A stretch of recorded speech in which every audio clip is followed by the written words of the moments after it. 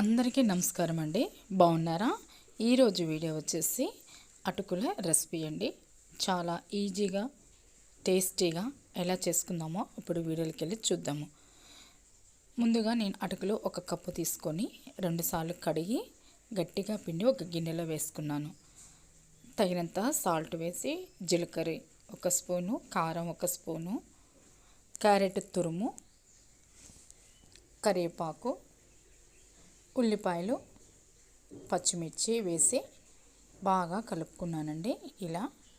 ఇలా కలుపుకున్న తర్వాత నేను హాఫ్ అన్ అవర్ ముందు ఇడ్లీ రవ్వను పెరుగును చిన్న కప్పు తీసుకొని నానబెట్టి అది కూడా దీంట్లో వేసి బాగా కలిపానండి. పెరుగు కూడా మిగిలితే అది కూడా వేసాను.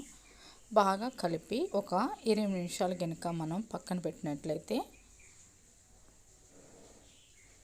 పెట్టి తర్వాత స్టవ్ వెలిగించి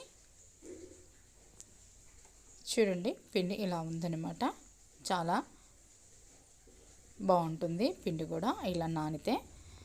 స్టవ్ వెలిగించి ప్యాన్ పెట్టి కొద్దిగా ఆయిల్ పోసుకొని ముద్దగా తీసుకొని ఇలా ఒత్తుకోవాలండి. ప్యాన్లో ఆయిల్ పోసుకుంటూ మూత పెడుతూ అటు ఇటు తిప్పుతూ మనం చేసుకున్నట్లయితే అది లో ఫ్లేమ్లో పెట్టి లోపల దాకా కాలి చక్కగా టేస్టీగా రుచిగా క్రిస్పీగా ఉంటుందండి.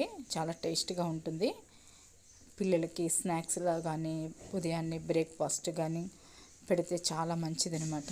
చాలా టేస్టీగా కూడా ఉందనమాట. మీరు ఒకసారి ఇలా ట్రై చేయండి. ట్రై చేసి ఎలా ఉందో కామెంట్స్లో తెలియచేయండి. నచ్చితే లైక్ చేయండి, షేర్ చేయండి, సబ్స్క్రైబ్ చేయండి. Thank you for